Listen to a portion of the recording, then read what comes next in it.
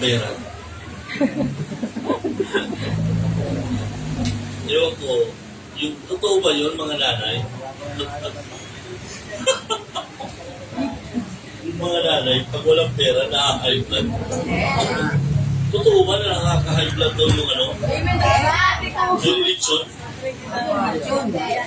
Ha? Yung lechon nakaka... Pero na-discover ko, yung... ang nakaka-high blood pala talaga sa lechon, hindi yung taba, hindi yung balat, yung buto. Oo. Paano? Isipin mo, dumating ka sa isang kainan, inabot mo buto na lang, hindi ka ba ma-high blood? Yun na lang ang tinira sa'yo. Salbahe. Salbahe mga tao. Paano hindi tataas ang buto?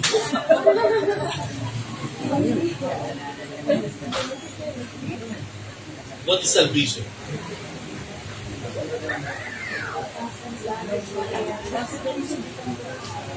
Assure. Pag sinabi, ano ang kaligtasan? Ito, tinanong ka, hindi pwedeng magkakaiba yung sagot natin. Dapat iisa lang ang sagot natin, mga Baptist. Kasi guraduhan ng langit balang araw, ibig sabihin balang araw pa. Eh kung balang gabi,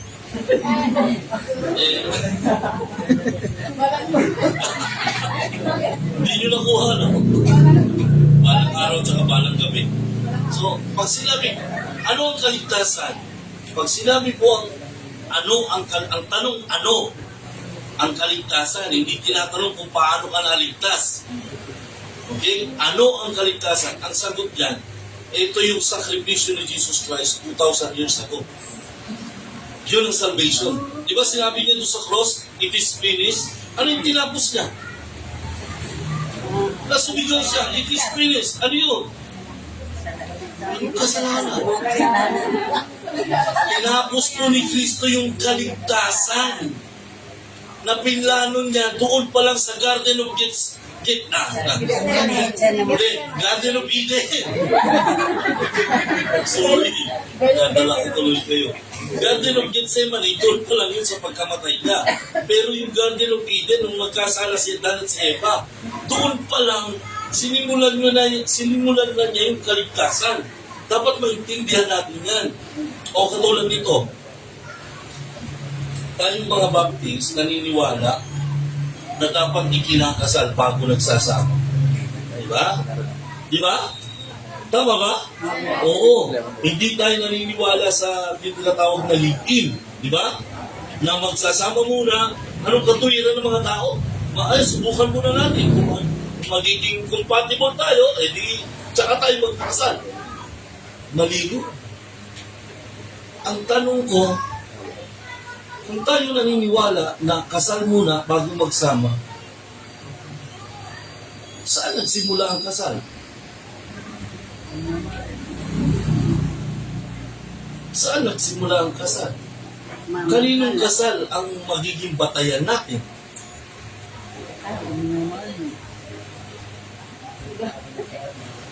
Ha? Isa pa. Ha? Kaninong kasal ang magiging batayan po natin? Makinig kayo. Yung kasal ni Adan at ni Eva. Petro. Oo, kinasal sila. Oo. Maraming mga Kristiyano hindi nakakalam yan. Kahit nga mga pastor, hindi nila alam na kinasal si Adan at si Eva. Hindi ko alam kung alam ni Pastor Kenneth, no? O, pakinggan nyo. Puntahan natin, Genesis chapter 2. Genesis chapter 2.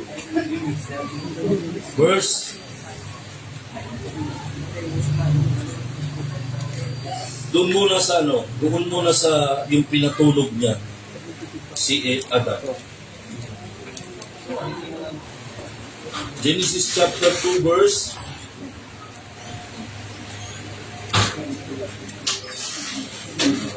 Di ba inilagay ng Panginoon si Adan? Inilagay ng Panginoon si Adan doon sa Garden of Eden. Binigyan siya ng authority to have dominion over all the creation. So siyang tagapamahala, si Adan. Alam niyo, sa tingin ko, hindi lang hayop ang binigyan niya ng pangalan, pati mga puno. Saan nagaling yung mga pangalan ng puno? Sa tingin ko yan. Galing din kay Adan. Hindi yan galing sa mga ninuno natin. Puno ng bayabas o mangga. Sa tingin ko, galing din yan kay Adan. Siya din ang nagbigay ng pangalan. Bakit? Eh, siya ang pinakamatalinong tao eh. Paano naging siya ang pinakamatalinong tao? Eh, siyempre, siya lang ang tao eh. Wala namang ibang tao. Wala namang ibang tao pa nun eh. So, siya lang talaga. Pero binigyan siya ng authority to have dominion. Okay? Ngayon, paano mo ipapakita na kinasal si Adan at si Eva? Genesis chapter 2, verse 20. Pakibasa. Chop. 20. Hey. Ayun mo siya. Chapter 2, verse 20. Tunay yan.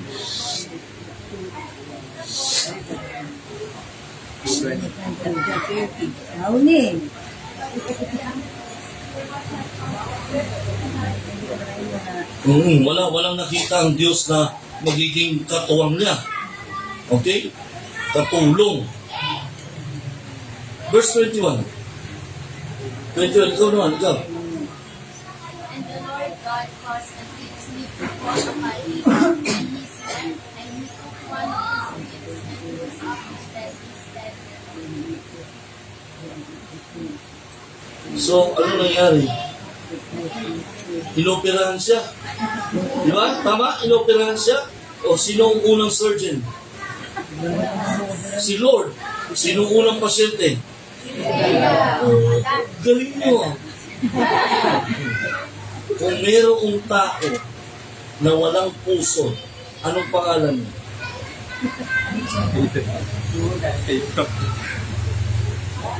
Si Adan, walang puso. Ano? Puso. Puso? Bakit walang puso? Wala siyang nanay. Kaya wala siyang puso. Eh si Eva, may puso wala? Meron. Si Eva, may pusod na. Ginawa na ng Diyos ng pusod dahil doon kukunin ang magiging anak niya. Tama ba?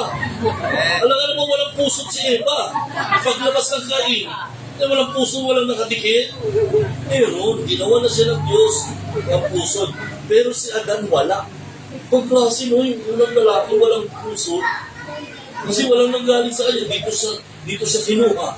O ngayon, kung yun ay operation, general anesthesia yun. Hindi, pag-isipan nyo, general anesthesia yun. So yung number one, yung first anesthesiology, si Lord. Doon po makinig kayo mga kapatid, doon po nagsimula ang lahat. Bago pa ma-discover na mayroong anesthesiology, si Lord na yun. Kasi binigyan niya ng pampatulog na malalim. Paano nga makakatulog na malalim? Kung walang anesthesia.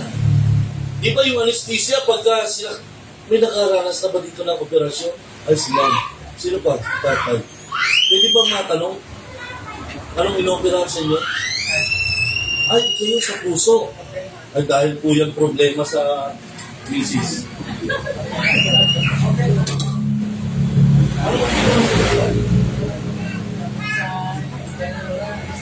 Hindi, pero anong ginawa sa inyo?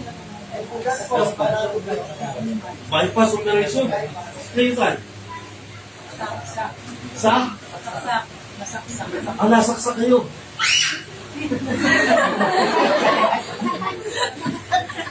Ikaw, sis. Ay, oh. Ikaw, na-operahan ka rin? Ba't kumakasya ng kamay? Kumakasya ng kamay. Kumakasya ng kamay? Ay, hindi, sorry. Ako na-operahan na rin. Natanggalan ako ng gallbladder nung nasa Argentina kami. O, yan ang yan yung common na sakit ng mga Argentino dahil dun sa, sa totoo lang po, walang corned beef dun. Hindi galing sa Argentina yung Argentina corned beef. Hindi po. no? Hindi ito galing. Saan galing? Malay ko. Pag ako tinatanong, hindi ko alam. Basta nung dumating kami doon, sabi sa akin ng mga kapatiran sa church, bakit ilalagay ang karne sa lata? Hindi namin maintindihan. Dahil sila, pag bumili ng karne, 5 kilo ang pinaka-minimum. 5 kilo? Paano luto? Asado. Pag sinabing asado nila, yung barbecue natin. Isasalang doon sa parilya. Parilya, yung ihawan. Tapos pagkaluto na, tsaka yung ihiwa, ilalagay sa pinggan. Kasi hiwain doon na maliliit. Ganun sila. Hindi sila yung katulad natin na tinutuhog ng mga maliliit. Hindi ganun. Kaya hindi nila maintindihan bakit may corned beef. Ba't kailangan nila? Yung corned beef kasi lumitaw yan noong World War II. Mas tatay pala, yung tatay niya, veteran. So ngayon ganito, 21 yun, 22, tingnan nyo. Verse 22, Genesis 2:22. Pinag-aaralan natin saan nagsimula yung kasal. 22. Every which the Lord God had taken from man, made a woman and brought her unto him. Okay, tandaan nyo ha, yung rib na kinuha, ginawa niyang woman. 23, tingnan nyo.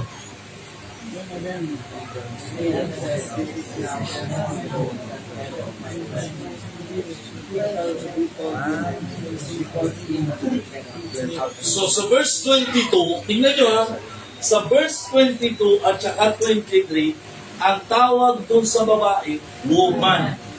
Tingnan nyo, mag-iiba sa verse 24. Sige, basa. Therefore, His father and his mother, and shall be his wife, and they shall be one flesh. alam nyo, kinasal sila. Nung una, woman siya, pero ngayon, wife na. Di ba, pag kinakasal, ang lalaki naghihintay sa altar. Di ba? Tapos yung babae, hinahantay ng groom. Di ba, yung bride. Sino naghahatid? Tatay talaga eh. Nung una, kailan lang yung nagawa na mga nanay, tatay. Pero totoo, tatay talaga naghahatid. Sino nagdala?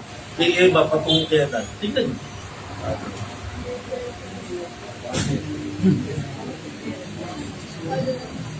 Sino?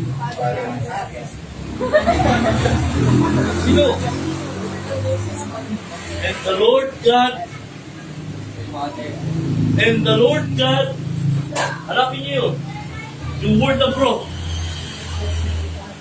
Yung word na bro. Saan nakalagay?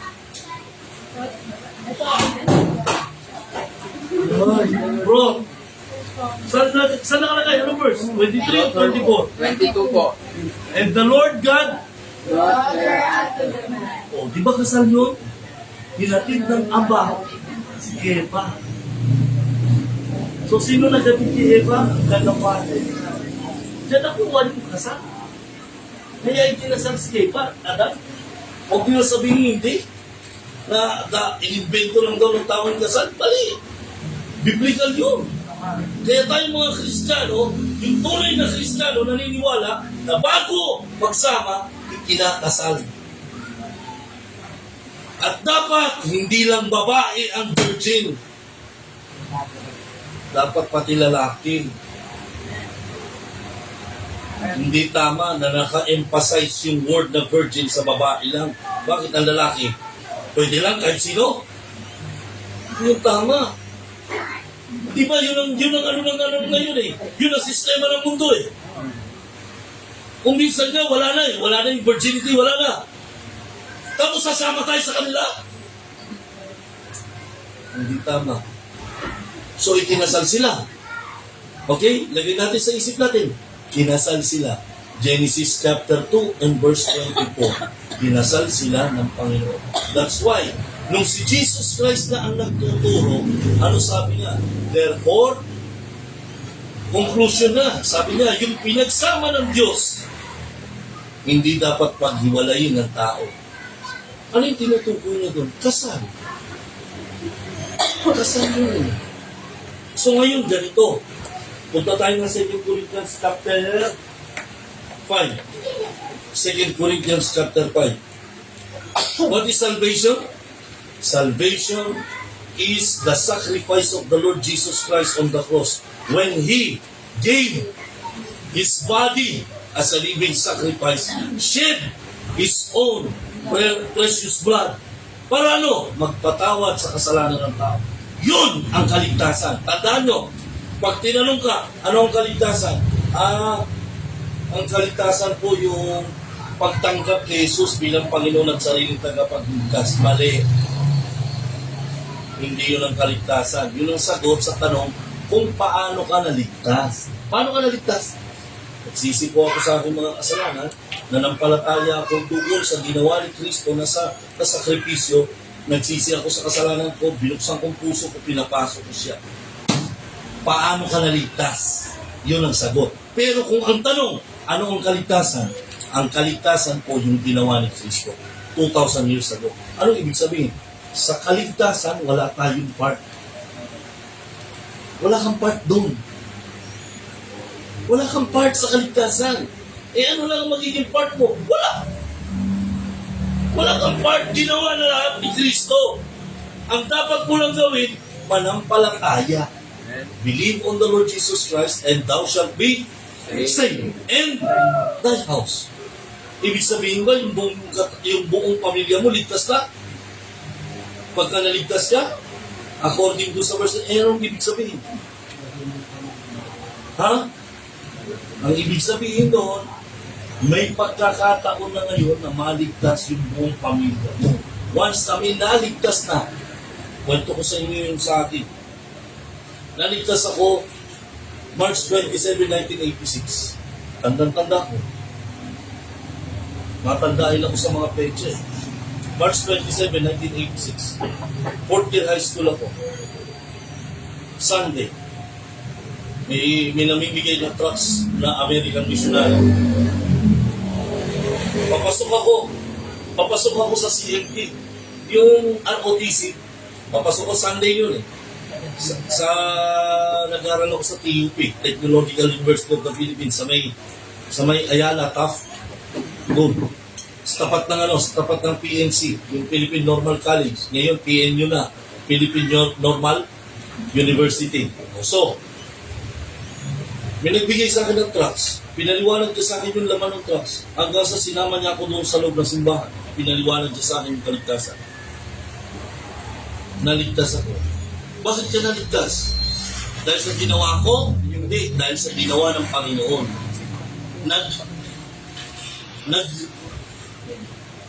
Iniisip ko yun. Nag-reply ka lang. Ikaw yung beneficiary ng ginawa ni Kristo. Nagiging beneficiaryo ka dahil sa sakripisyo na ginawa ng Panginoon. Pero, kung hindi ka mananampalataya, hindi ka maliligtas. Yes, nandiyan na. May in-offer na siya. Pero kailangan mong mag-respond.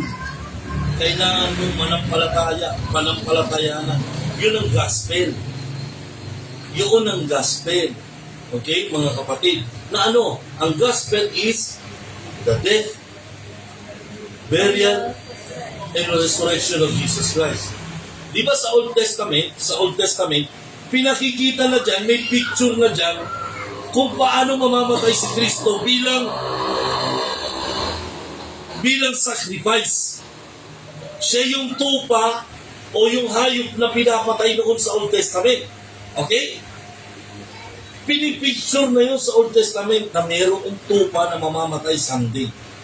Ang sabi ni Abraham, nagtanong kasi yung anak. Sabi nung anak, Pa, merong apoy, merong kahoy, pero nasaan yung iaalay? Diba nagtanong si Isaac eh. Sabi ng Panginoon, ano sabi ng Panginoon? Genesis chapter 22 verse 8. The Lord shall provide Himself. Ano ibig sabihin? Ang Diyos mismo ang magpo-provide ng sarili niya. Para ano? Maging sakripisyo. Siya yung lamb. Okay. Di ba natatandaan yun? Sinubok ng Panginoon si Abraham? Di ba? Sinubok ng Panginoon si Abraham. So, Nung papatayin na ni Abraham yung anak niya, ano nangyari? Pinigilan siya ng ama. Nagsalita ang salita ng Diyos.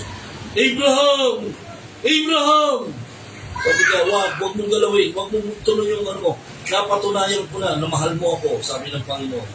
So anong ginawa ng Abraham? Tinanggal niya yung pagkakatali sa anak niya. Tinanggal niya siya doon sa altar. Tapos ano nangyari? Maya may umiyak. Nagkaroon pa ng isang may lumitaw. Puntahan natin. Hindi yung kambing. Kambing ka dyan, ha? Sabi mo, tumipid. Anong pagkakaiba ng sigaw, iyong iyak ng kambing at saka ng tupa? Paano yun? May, ang alin? Ang kambing. Yung tupa. Oo. Ba. Ang galing ni Nano, Ba. Yun yung tawag ng, kaya magkaiba yung tupa at saka kambing. Okay? Genesis 22 verse 8. And Abraham said, my son, God will provide himself a lamb. Lamb. Pero tingnan nyo yung nangyari. Ano yung lumitaw? May lumitaw na hayop eh. Tinanggal niya yung anak niya si Isaac. Pero may lumitaw na hayop. Anong hayop yung lumitaw? Ha? Ano? Ram. Ano yung ram? Lalaki. Lalaking tupa? Saan nakalagay yung ram? Ay, tingin mo, dyan sa verse. Dyan sa mga verses, tingin nyo, hanapin nyo. Saan verse lumitaw yung ram? Wala. 13 po. Oh, verse 13, sige, basa. Abraham lifted up his eyes and looked, and behold, behind him a ram caught up in the thicket by his horns. And Abraham went and took the ram, and offered him up for a burnt offering in the stead of his son. So, anong pagkakaiba ng ram at saka lamb? Oh, ha? Oh, so, yung may sungay, ano ibig sabihin? Oh, yung lamb, hindi barako. Lalaki din yun eh. Yung lamb, lalaki din yun eh. O anong babae ng tupa?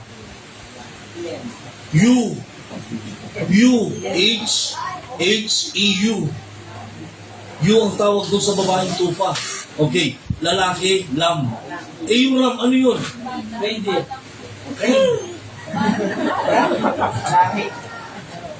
Pamilya yun tayo. Pamilya. Tama yung itatay. Pero, ram kasi yung lumitaw dito, no? Yung ram, pamilya ng tupa yan na matanda. Kaya nga may sungay na yun. So ngayon, ganito, dahil prophecy yan ni Abraham. Sabi niya, behold, sabi niya gano'n, yung ram, the Lord will provide Himself as a lamb.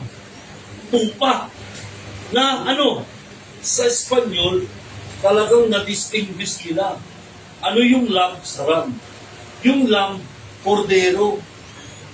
Yung ram, karnero. Kaiba sa Espanyol, na-distinguish nila. Ano ibig sabihin, Pastor? Yung ram, pag sinabing karnero, ibig sabihin ready na patayin, pwede na, kaya nga karnero, pwede na kainin yung karne niya. Pero yung lamb, hindi pa. Bata pa.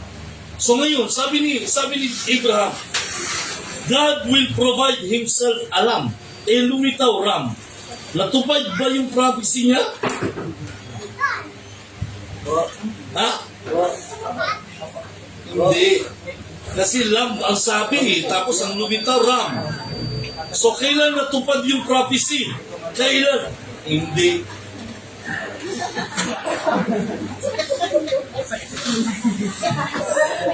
Nung tumanda na daw yung lamb.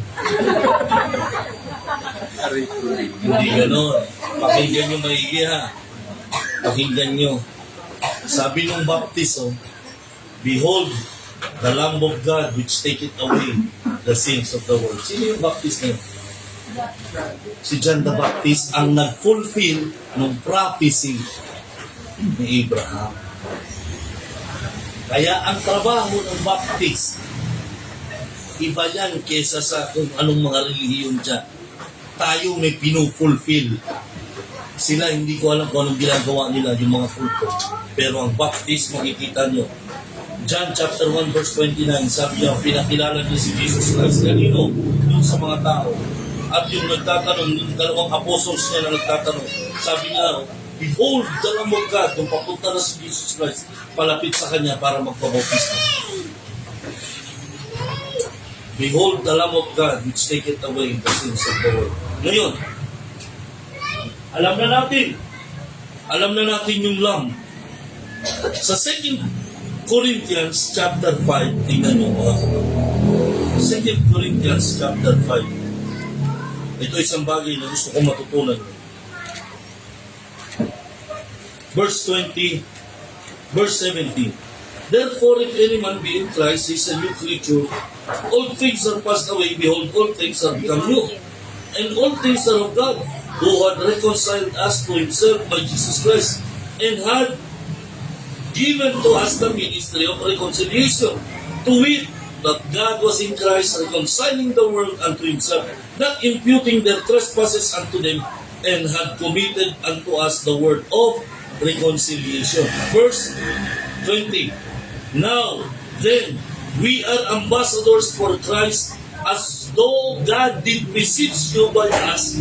We pray you in Christ's name, be ye reconciled to God, for He had made him to be sin for us, who knew no sin, that we might be made the righteousness of God in him.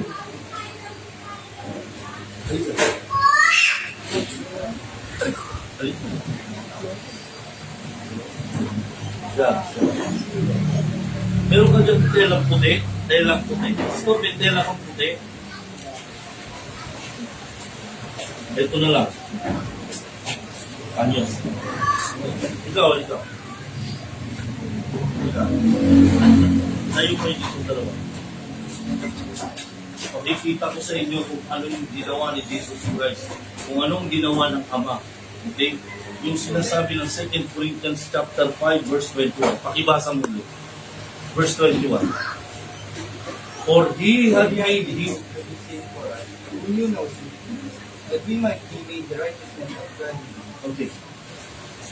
Alamin natin sino yung He. For He had made Him.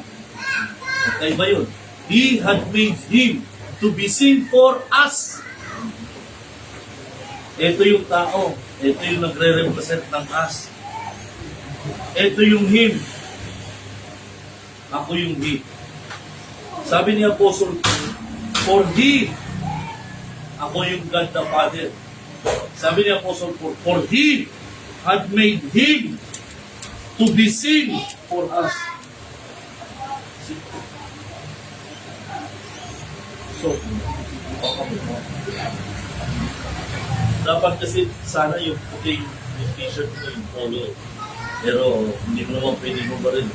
Okay? Ganito. Anong ginawa ng Anong ginawa ni Kristo? Anong ginawa ng Ama patungkol sa kaligtasan? Yung sabi ni Apostle Paul, for He had made Him to be sin for us. Bumalik mo.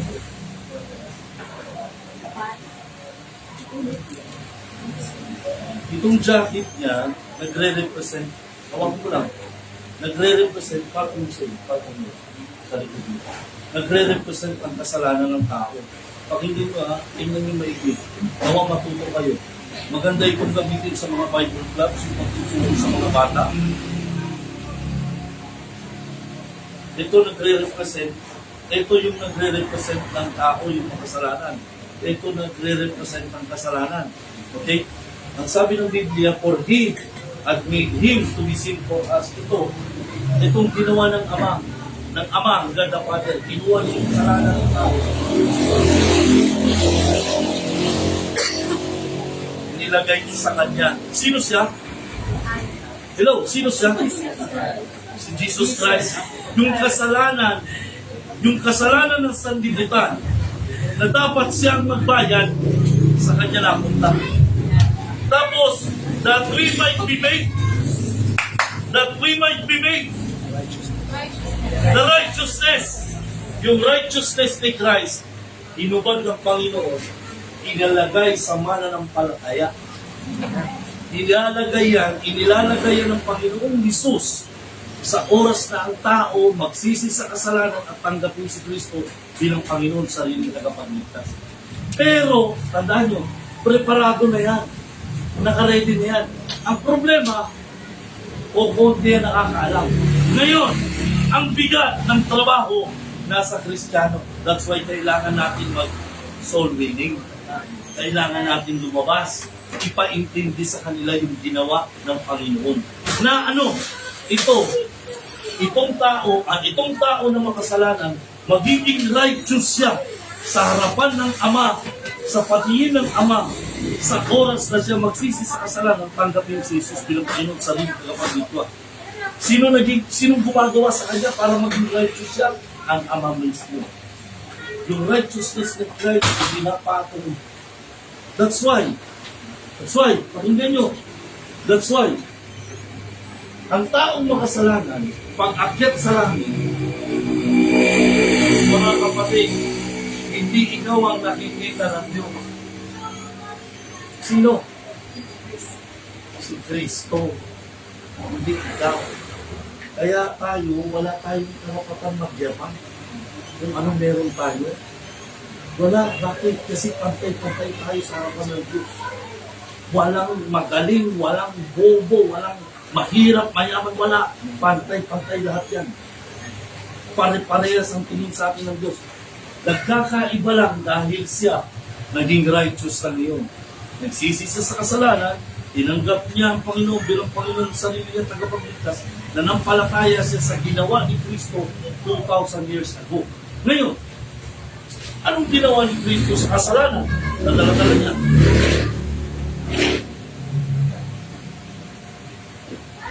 Di ba natatandaan niyo yung puro kaninang umaga? Yung penalty ng sin, pinagbayaran ni Kristo. Siya dapat ang magbayad yan. Kasalanan niya yan eh. Pero dahil sa Ama, dahil sa pag-ibig ng Ama, yung anak ang nagbayad. So ngayon, anong ginawa ni Kristo nung namatay siya?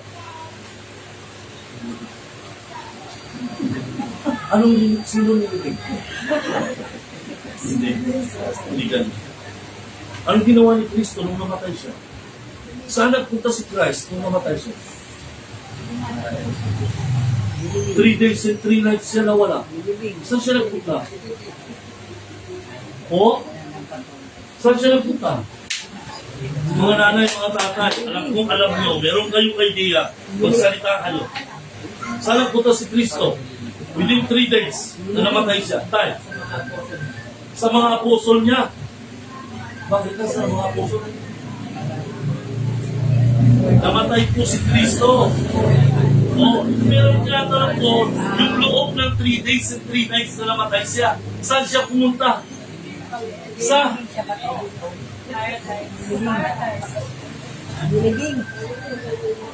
Okay, sige. Tuturo ko no.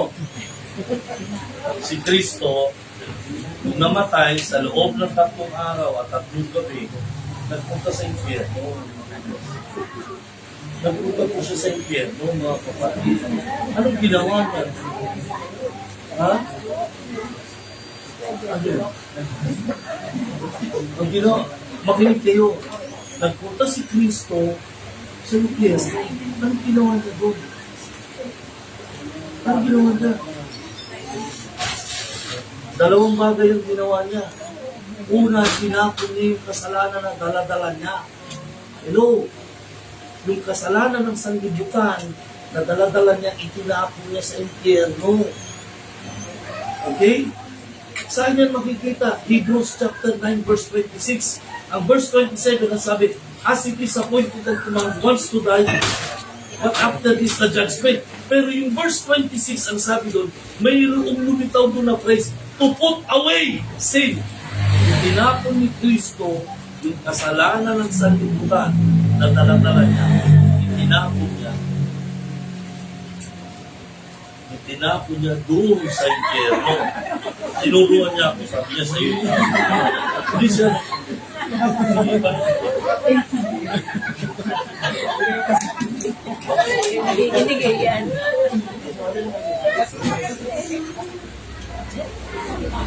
Kung mapapansin nyo, mga kapatid, kasi dapat yan alam mo eh. Dapat yan alam mo yung mga ganyan. Basic yan eh. Yung mga kulto, marami silang alam. Bakit? Eh, ang dami nilang oras sa Biblia eh. Nakakalungkot tayo yung mga nakakaalam ng katotohanan, wala tayong oras sa pagbabasa ng Bible. Yun ang nakakalungkot. So, pagka may debate, nasa ng Baptist, pagka may debate, nandun, nanonood, pag ganun. Hindi nakikipag-debate. Bakit? Eh, masama daw yung debate. Hindi totoo yun, na masama yung debate. Ang problema, takot ka. Wala kang ipanglalaban, hindi mo alam kung paano didepensa ng Biblia. Yun ang katotohanan. Takot tayo, dahil natatakot tayo na baka mablangka tayo, wala tayong alam eh. Kaya dapat nag-aaral tayo mga kapatid. Kung namatay si Kristo, itinapon niya. Dalawang ginawa niya sa impyerno. Itinapon ang kasalanan ng sanlibutan. Kasi after 3 days, umakyat siya. Di ba? May dala-dala siya. Alam niyo kung ano yung dala-dala niya? Alin? Ano yung dala-dala niya? Mga kaluluwa po sa paradise. Ano no? Yung mga kaluluwa po sa paradise. Bukod pa doon. Bago mangyari yun, dala-dala niya yung dugo niya na ano, na nagpatawad sa kasalanan ng sanlibutan. Dala-dala niya yun. After the resurrection, nung mag-resurrect si Jesus Christ, umakyat siya sa presensya ng Ama at in-offer niya yung dugo niya. At ang sabi ng Ama, napatawad na ang kasalanan ng sanlibutan. Bakit? Ano yun? Picture yun ng ginagawa ng high priest sa Old Testament. Yung high priest sa Old Testament, papatayan ng hayop. Papatay ng hayop, patutuluin yung dugo. And then, i-offer niya yun. Yung dugo nung i-offer. Yung picture ng hayop na pinapatay, picture yun ni Jesus Christ na namatay sa cross. Eh, nasaan dun yung picture ng resurrection? Para makumpleto yung gospel. What is gospel? The death, burial, and resurrection. Importante yung resurrection. Sa kaligtasan natin, o nasaan doon yung picture ng resurrection? Yung picture ng resurrection, yung high priest na pumapasok doon sa presensya ng Diyos, ino-offer niya yung kanyang dugo, at sinasabi niya, Ama, nagawa ko na yung pinagagawa. At sasabihin ng Ama, humayo ka, anak. Yung high priest lalabas doon sa templo at i-declare niya, napatawad ng kasalanan ng sanlibutan. Ganun po yun, mga kapatid. May mga picture yun lahat sa Old Testament na dapat maintindihan ng Kristiyano. Patungkol yan sa kaligtasan. Kaya ang kaligtasan ng Kristiyano, hindi yan basta-basta na mawawala. Naakala lang natin, pagka nakagawa ka ng kasalanan, kailangan tanggapin mo ni si Kristo. Hindi na. Si Kristo, once na tinanggap mo na sa puso mo, hindi na yan aalis dyan. Kung sincere ka na nagsisi talaga sa kasalanan mo at tanggapin mo si Kristo. Kung tunay ka. Kasi ang tunay na nagsisi sa kasalanan at tumanggap ni Kristo, may pagbabago ang buhay. Pero kung wala, pagbabago ang buhay mo, tanungin mo sarili mo kung ligtas ka. Ganun lang yun. Ang sabi ni Kristo, ye shall know them by their fruits. Makikilala mo sila sa pamamagitan ng kanilang mga bunga. Ang pastor, yan ang trabaho. 3 years pa lang kayo, pinagmamasdan kayo ng inyong pastor. Sino sa kanila yung tunay talaga na ligtas? Sino talaga sa kanila yung tunay na tumanggap sa Panginoon? Mag-uusap yan silang dalawang mag-asawa. Uy, sino talaga tunay na ligtas, no? grabe yung pagbabago ng buhay niya. Pero bakit yung isa? Parang hindi yata ligtas. Kasi parang walang pagbabago. Tapos pag-uusapan nila, baka naman din kailangan pang turuan pa. Sige pa, turuan pa. Eh, merong mga tinatawag na late bloomer. Tama? May mga late bloomer. Di ba? May mga bata na estudyante, mabagal yung pagkaunawa. Di ba? Hindi ka agad-agad. Merong iba, elementary pa lang, bumubulusok. Anong tawag nun? Yung mga first honor, second honor. Ngayon, wala na. With honors na lang, hindi mo malaman anong klaseng honor. No? Ganun na lang. Nung kami, ay naku, lagi kong pinagmamalaki. Grade 5 ako, first honor ako. Oo. Ano section mo, Pastor? Section 12. At least first honor. First honor ako. Oo. Lagi kong pinagmamalaki sa mga anak ko. Si Papa, lagi pinagmamalaki yung first honor ko. Siyempre, first honor ako. Eh kayo, Pa, ako valedictorian. Huwag mo ako sabihan, first honor ka, section 12 ka. Sabi naman sa akong anak na kahiya, no? Pero mga kapatid, yung ngayon, na nakakalungkot talaga. Umatin ako ng graduation sa isang school. Yung pagbibigay ng mga honors, mga honors, sa recognition, tatawagin yung pangalan with honors. Bakit gano'n? Eh di ba, Pastor, masakit yung yung sa panahon nyo noon, na merong first honor, may second honor, may third honor, merong first honorable mention, second honorable mention, third honorable mention, merong hanggang 10 honorable mention. Wala na yan. Ay, pagkatapos kung wala na, hindi na mabibigyan ng honor yung iba. Wala na. Abay, parang nga ngayon, parang nanluloko eh. Niluloko yung mga anak natin eh. Bibigyan ng honor, bibigyan ng i-recognize with honors. Ano ba si honor? Pangilan. O yung anak, tatanggap ng honor. Pero totoo, wala kang pinaghirapan. Hindi katulad namin po. Talagang iba ang competition noon. Alam niya ng mga tatay namin. Iba noon. Ngayon, napaka-advanced ng pag-aaral, napakagaan na. Sabi ko nga, bakit ngayon, hindi na nilalaro yung mga laro natin noon? No? Tumbang preso, nilalaro niyo pa ba yun? Ngayon, hindi nyo alam. Yung mga lalaki, hindi alam. Tumbang preso, patentero, luksong tinik. Alam niyo luksong tinik? Nilalaro niyo? Luksong baka, luksong baboy, luksong kalabaw, biko. Eh, Chinese cutter, di kami naglalaro ng Chinese cutter. Yung Chinese cutter, laro yan ng mga balo. Eh, anong laro? Anong tawag doon sa laro nyo noon? Luksong lubid ang tawag namin yan. Gaganon kami. Yung mga ano ngayon, Chinese cutter. Ay, parang ka nababating. Kasi gagawin ka pa rin ang gawin. Oh, kami nun ibang talon, no? Pupunta ka talaga ng ano. Luksong lubid ang tawag nga namin. Hindi ko nga alam yung Chinese garter. Anong Chinese garter? Ganito yan, yung garter galing sa China.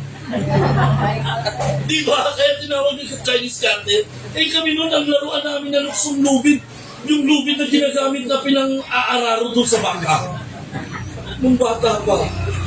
Kaya pagkatapos ng laro, amoy baka yung mga bata. Amoy kalabaw. Dito mga kapatid, sa 2 Corinthians chapter 5, verse 21, wala kang ginawa. All you have to do is to believe on the Lord Jesus Christ and thou shalt be saved.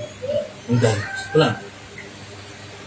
Ang sabi ng Biblia, yung mga taong hindi ligtas, walang pananampalataya. Ha? Eh, paano nalalaman ng mga taong yung mga taong hindi ligtas, paano sila nakaka-discern ng tama at mali? Aba, makinig ka ha. Makinig ka, hindi sa akin ang galing. Ang sabi ng 2 Thessalonians chapter 3 verse 2, all men have not faith. Yung wicked man na tinutukoy doon, yung mga masasamang tao, yung mga taong hindi ligtas, ang sabi ni Apostol Pablo, walang pananampalataya. E paano natin nadi-discern, Pastor? Nung hindi ka paligtas, paano mo nadi-discern ang tama at mali? Nadi-discern ko yan kasi meron tayong konsensya. Yun. Yung konsensya mo, yan ang nagdi-decide anong tama, anong mali. Pero wala ka pang pananampalataya. Anong pagkakaiba ng pananampalataya sa konsensya? Yung konsensya, kahit hindi ka ligtas, madi-discern mo kung anong tama at mali. Pero, yung pananampalataya, nagdi-decide ka based sa salita ng Diyos. Yan ang pananampalataya. Ang pananampalataya, pag-asa sa mga bagay na hindi nakikita. Faith is the substance of things, hope for the evidence of things not seen. Yan ang pananampalataya. Eh, kailan dumarating ang pananampalataya, Pastor? Kailan dumarating? So then, faith cometh by hearing. Kaya pala nagkakaroon ng pananampalataya yung mga taong hindi ligtas the moment na mapakinggan nila ang sinasabi ng Biblia.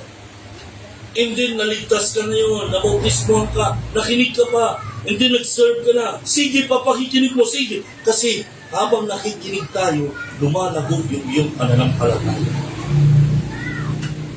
Yung pananampalataya, ang tanging nagkukonekta sa atin sa Diyos. Wala nang iba. Yan lang. Sa pamamagitan ng kanyang mga salita, kinokonekta tayo ng ating pananampalataya sa Diyos na hindi makita. Nananampalataya ka kahit hindi mo nakikita, di ba? Hindi mo siya nakikita. Naramdaman mo ba ang Diyos? Kanina, siya ba ang gumising sa'yo? Pakinggan niyo sasabihin ko. Ang desisyon matulog galing sa atin. Pero ang desisyon gumising galing sa Diyos. Hindi mo yan desisyon. Hello? Hindi ikaw nagdi-decide. Gigising ako! Bukas! Gigising! Hindi. Hindi mo yan kaya. Bakit? Unconscious tayo pagka natutulog. Diyos ang nagdi-decide kung gigisingin ka niya o hindi. Kaya once na magising tayo, sige na! Direkta! Salamat, Panginoon. Buhay pa po ako. May privilege ako uli makapaglingkod sa inyo, makapagsakda sa inyo. Totoo yun. Bakit? Kasi hindi mo desisyon yung gumising. Desisyon mo matulog pero gising. Hindi. Sana maintindihan ng bawat isa. Kaya, kung may mga nakitira pa tayong oras, may malakas pa tayo, gamitin na natin para sa Panginoon. Gamitin na natin para sa Panginoon. Kasi kung hindi mo yan gagamitin, kung hindi mo yan susuko ngayon, kailan ka? Kailan ka pa magsusuko? Kung hindi mo gagamitin sa Kanya, ay para kanino yan? Manalangin tayo. Aming Ama, maraming salamat po sa oras nito. Ang inyong pong hinihiling, ang inyong presensya, ang inyong gabay. Higit sa lahat sa aking wisis, Panginoon, na mataas yung BP sa mga oras na ito, masakit ng ulo. Panginoon, dalangin ko po na ingatan niyo kami sa abot kong pag-iwalay ngayong hapon. Ingatan kami sa daan. Inyo pong ibalik yung lakas, yung kalagayan ng kanyang ulo, Panginoon, na sa sobrang init, Panginoon. Lord, nilalapit ko sa iyo ang aking mga kapatid sa bahaging ito, sa lugar na ito. Lord, wala po akong ibang hiling, kundi magpagamit sila, gamitin mo sila kasama ng kanilang pastor sa lugar na ito, na makapagdala pa ng mas marami pang mga kaluluwa, Panginoon, sa iyong pulpanan. Lord, maraming salamat po sa oras na ito. Basbasan at pagpalain niyo po, dagdagan niyo pa ng kaalaman si pastor, si ma'am, sa pangunguna nila sa inyong mga tupa, Panginoon. na nandito. Maraming salamat po sa pagkakataon na pinagkaloob po sa amin. Jesus name of God. Amen. Ako po'y humihingi na paumanhin mo kung hindi na makakapagpatuloy sa inyo. Sinag-usap kami ni Pastor na share pa ako sana sa mga young people. Pero hindi ganun kalagayan ng business. Uwi na lang po kami. Isama niyo po ako sa prayer kasi talagang sakit din ang ulo ko. Kung ako kulang pa sa ulo. Okay, sige, tayo po tayong lahat. Pinuntahan namin kayo. Kasi importante din sa amin. Tayo po tayong lahat. Kapakinggan natin yung preaching po ni Pastor Zaka, no? Sige, habang pinapatugtog yung ating invitation song.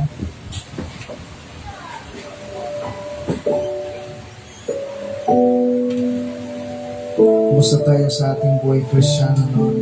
Lilingkod ka ba ng totoo sa Panginoon?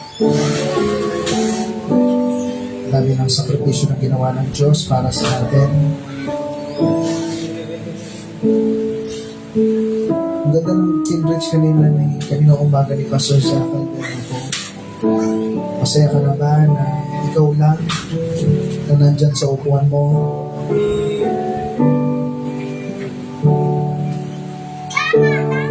O hindi. Sana hindi po, no? Kung sana hindi tayo nagiging kontento na tayo lang. Tapos tinanong niya kung sino sa atin yung kompleto ka na sa pamilya. Nandiyan na ba yung nanay, tatay mo? Mahirap po yung ano, kung saan minsan nagiging kontento tayo na tayo lang. Huwag po tayo maging gano'n.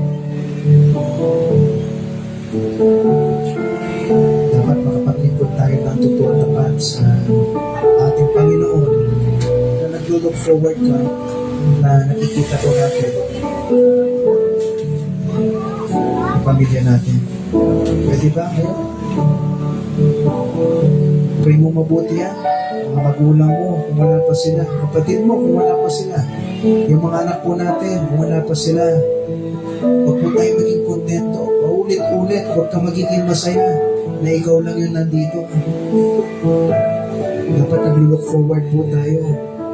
Makompleto po tayo sa whole family.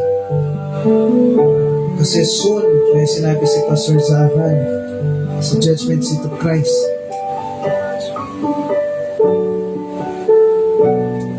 Ikaw, nandun ka. Pero yung mahal mo sa buhay, nasa Great White Throne Judgment. Huhusgahan sila doon at dadalhin sila sa impyerno. Hindi po magiging maganda yun. Kumusta tayo sa ating buhay Christian? Pwede ba natin ipag-prayan sa Panginoon?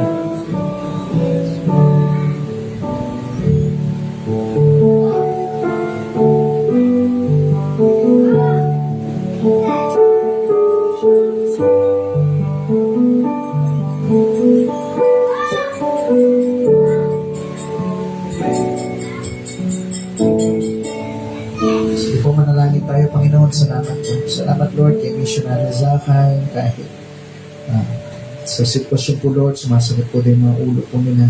Pangako po sila, Panginoon, kaya po magpagaling po sa kanilang pang nararamdaman. Salamat, Lord, dahil iraos na po, Lord, ng kanyang pong pagtuturo ng salita. Tulungan niyo po kami, Panginoon, na itong mga ito alalahanin namin at ito'y maging dahilan na mamuod po kami na mas lalo po namin kayong paglingkuran sa aming pong buhay.